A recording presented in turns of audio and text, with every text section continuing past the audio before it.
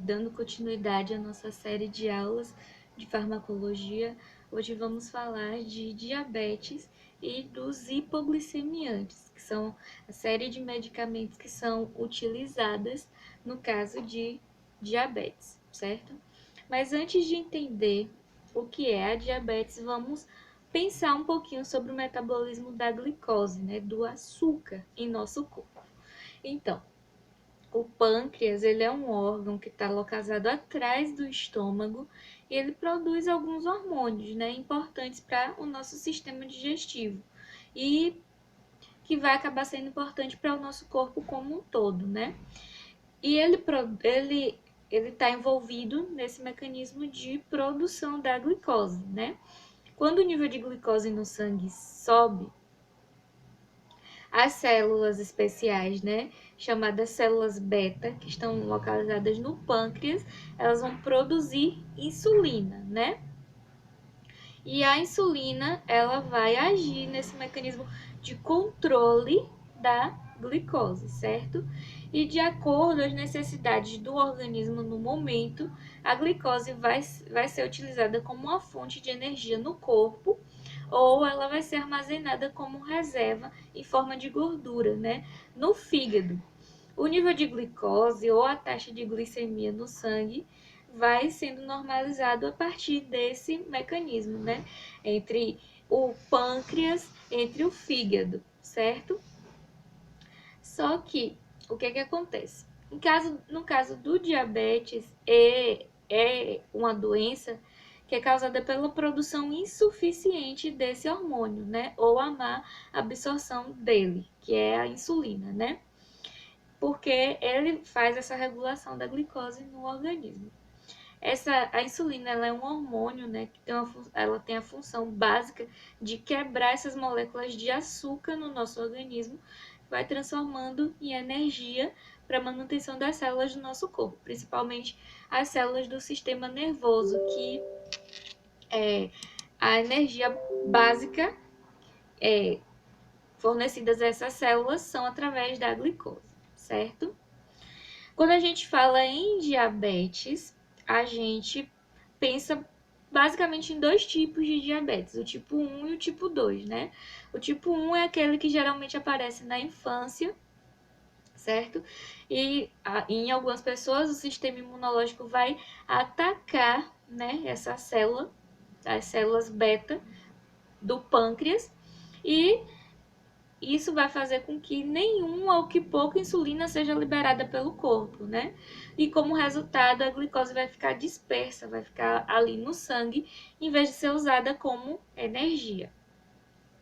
E geralmente esse tipo de diabetes, a tipo 1, ela vai ser sempre tratada com insulina, né?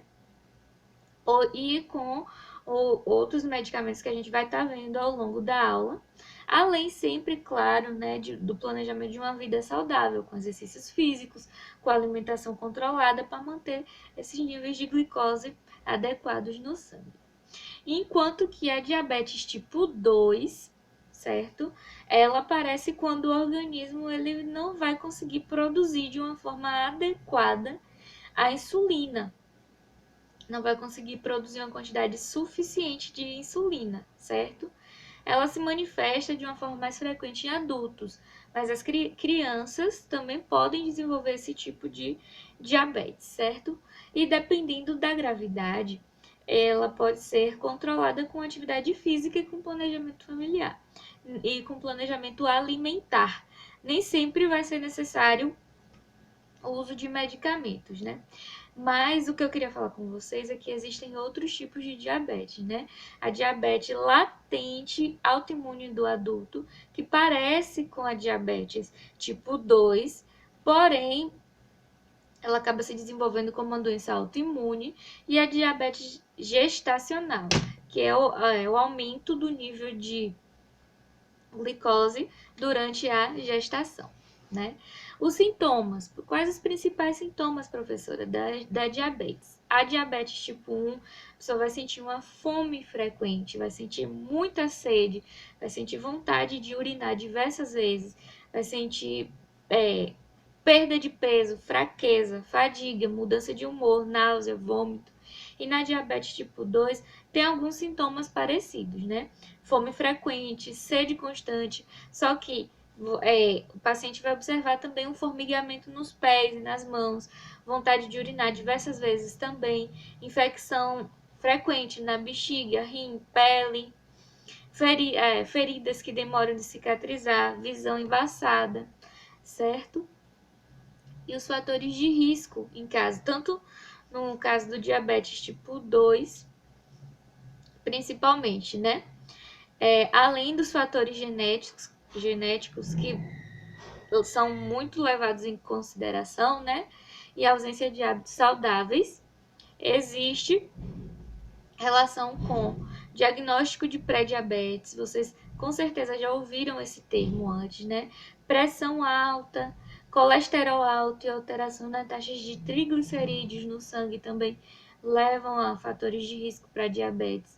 Sobrepeso, né? Pais ou irmãos ou parentes próximos que tenham diabetes, doenças renais crônicas e diabetes gestacional. E quanto à forma de prevenção da diabetes, né? A melhor forma de prevenir não só a diabetes, mas como diversas outras doenças, é a prática de hábitos saudáveis, né? Fazer uma alimentação adequada, né? Com frutas, verduras, legumes, reduzir o consumo de sal, açúcar e gordura.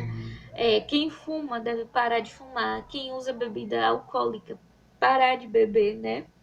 Praticar exercícios físicos regularmente, né? E tentar sempre manter o peso controlado.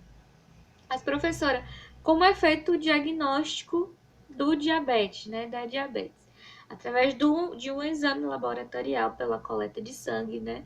Que vocês já fizeram ou ou conhece alguém que tenha feito, que é a glicemia de jejum, né? A pessoa fica em jejum ali por 12 horas e faz a coleta do sangue para poder fazer a verificação da glicemia, né? De jejum. Se os números apontarem entre 70 e 100, a pessoa está com nível de glicemia normal, né?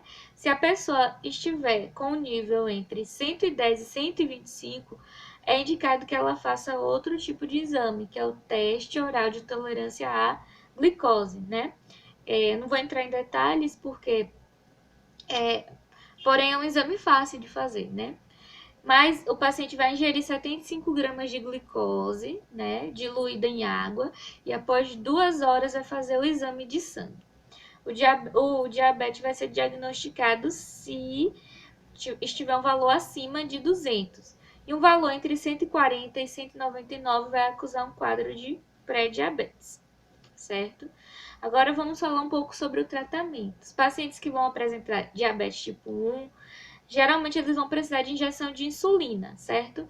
E os pacientes que apresentam diabetes tipo 2, eles vão fazer tratamento com a medicação geralmente via oral, né? Ambos vão precisar de uma abordagem multiprofissional, com nutricionista para adequar a alimentação, de consultas de enfermagem para fazer o acompanhamento hiperdia, né? Com cirurgiões dentistas, porque pessoas que são diabéticas são propensas a determinados problemas bucais, certo? E agora a gente vai falar um pouco sobre os medicamentos que são usados, que são chamados medicamentos hipoglicemiantes, né? São as medicações, como eu falei para vocês, que são tomadas via oral e, dependendo da sua classe, vão provocar diminuição da glicemia, né, plasmática, que é o nível de açúcar que vai estar no sangue, certo? Vamos falar das classes dele, né? São algumas classes de medicação, a gente vai estar falando de algumas, né? Primeiro, as sulfonilureias, né? Eles são os hipoglicemiantes, que eles vão estimular a liberação de insulina para os pacientes que ainda possuem aquelas células beta no pâncreas ainda funcionando, né? E alguns exemplos dessa medicação que vocês já devem ter ouvido falar ou conhecem alguém que toma, né? Glibeclamida, com certeza vocês conhecem alguém que tomam, e a glicazida, o Jamicron, vocês conhecem alguém que tomam também.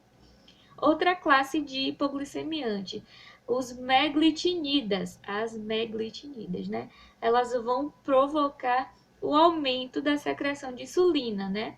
Elas devem ser usadas antes das refeições principais, certo? São absorvidas e metabolizadas pelo fígado e excretadas pela bile ou pela urina, né? E exemplos desse tipo de medicação, nateglinida e repaglinida. São medicamentos que vocês podem ser que vocês não tenham ouvido falar ainda, né? Existem outra classe de hipoglicemiantes, né? As biguanidas, elas modificam o metabolismo das gorduras, né? E dos carboidratos, né? Vão causar o aumento da sensibilidade à insulina, ou seja, vão diminuir a resistência à insulina. E exemplo de medicamento dessa classe, vocês já devem ter ouvido falar, né? A metformina é um exemplo. E tem outra classe, que são os tiazolidinedionas, né? Eles são sensibilizadores da insulina. Por quê? Porque eles vão aumentar a ação da insulina sem afetar a secreção de insulina. Ou seja, eles não aumentam a quantidade de insulina produzida no pâncreas. Eles vão apenas aumentar a ação dessa insulina. E exemplo dessa medicação, né, a pioglitazona e a rosiglitazona, né? São exemplos dessa medicação. E por último, temos os inibidores de glicosidases intestinais, né, de enzimas intestinais. Vão provocar o aumento da digestão e absorção dos carboidratos complexos no intestino delgado, levando a uma queda no pico da glicose após uma refeição, né, da glicose pós-prandial. Eles devem ser obrigatoriamente administrados durante as refeições. E um exemplo de medicação inibidora da glicosidase é o glucobai, né? Vocês podem ser que vocês tenham ouvido falar. Porém, desses medicamentos que eu falei, os únicos que vêm para a unidade básica, né? Geralmente é a glicazida, a glibeclamida e a metformina, certo? Que fazem parte do programa Hiperdia.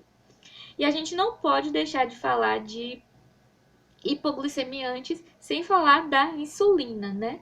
A insulina, ela vai ser utilizada, como a gente falou lá no início, né, quando o pâncreas ele não tem mais a capacidade de produzir insulina, né, para controlar os níveis da glicose. É um medicamento que tem que ser prescrito pelo clínico geral ou pelo endocrinologista, e a dose vai estar sempre sendo ajustada conforme o paciente. Eu coloquei no final do slide uns quadrinhos com os resumos para vocês observarem, né? De insulinas de ação rápida, de ação intermediária e de ação lenta. As insulinas de ação rápida, geralmente é a insulina regular, né? Que ela tem início de ação entre 15 e 30 minutos após que é feita a administração da insulina. A NPH já é uma insulina de ação intermediária, né? O início de ação dela vai ser 2 a 4 horas após a administração, certo? E as de ação lenta vão ser, o início de ação dela vai ser 1 a 2 horas após a administração dessa insulina, certo? Eu coloquei esse quadrinho com esse resumo para vocês verem no final. Coloquei também no final outro resuminho, né? Mas sim, e falando de complicações diabéticas, né? Pode causar problemas arteriais e amputações, né? Vocês com certeza já devem ter ouvido falar ou visto pessoas que foram amputadas por conta da diabetes. Doença nos rins, pé diabético, né? Que vocês viram vários exemplos de feridas. Problema nos olhos, glaucoma, catarata, pele mais sensível, são alguns exemplos de complicações da diabetes, certo? E mais uma vez eu falo para vocês sobre o programa Hiperdia, né? Nas unidades básicas de saúde, nos postinhos de saúde, que são de grande importância né, que fornecem a medicação para os pacientes e também faz o acompanhamento desses pacientes, certo? E na terça-feira a gente se encontra para vocês tirarem as dúvidas de vocês com relação à nossa aula de hoje, tá?